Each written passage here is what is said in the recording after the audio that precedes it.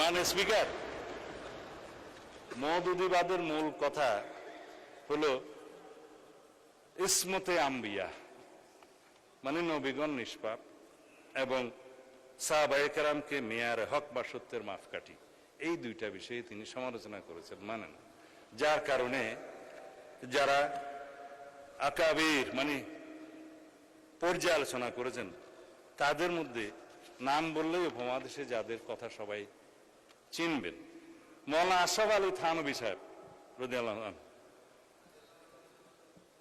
রহমতুল্লাহ আলাই।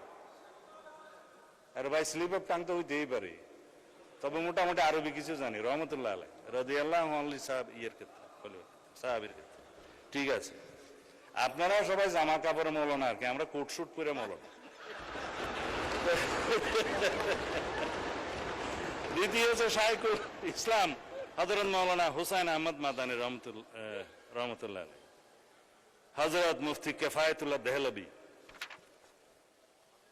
মোহাম্মদ হযরত মৌলানা তৈয়ব সাহেব মাহতামিম দারুল উলুম দেওবন্দ, মৌলানা আব্দুল লতিফ মোহতামিম মাজহারুল উলুম সাহারানপুর, মাজার শাইখুল হাদিস মৌলানা জাকারিয়া সাহারানপুর।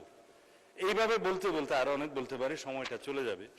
তাদের সবার অভিমত হচ্ছে এই বক্তব্য যদি মোল্লা মওদুদী সাহেবের না হয়ে থাকে ঠিক আছে, যদি প্রতিষ্ঠিতভাবে হয়ে থাকে তাহলে আপনাদের বক্তব্য প্রয়োজন। সেই হিসাবে তারা বাংলাদেশে তো রীতিমতো আমাদের মুরব্বী মোল্লা মহিবুল্লাহ বাবুনগরী পরিষ্কার বক্তব্য দিয়েছেন যে জামায়াতে ইসলামী কোনো ইসলামী দল নয় এবং তারা ইসলামের ক্ষতি করছে। এগুলো আমি বলছি না, আপনারা যেহেতু পাতা উল্টিয়েছেন সেই জন্য আমাকে বলতে বাধ্য।